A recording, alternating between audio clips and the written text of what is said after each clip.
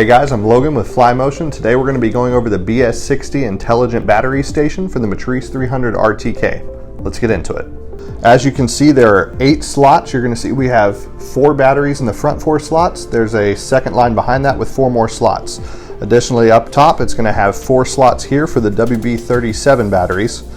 With this station, when you turn it on, the most important thing you're going to realize is it is going to take the 2 most charged TB60 batteries and the most charged WB37 battery, and it can only charge 2 TB60s at one time and 1 WB37 battery at one time.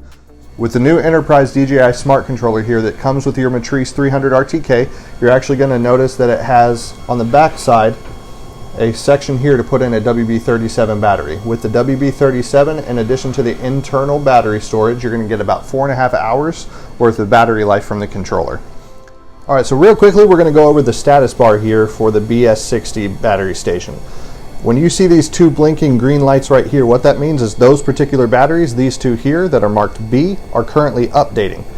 You'll see the yellow status there. It's a solid yellow. That means that these 2 batteries are awaiting charge currently. When you see on the top here, that means that 1 battery is already charged.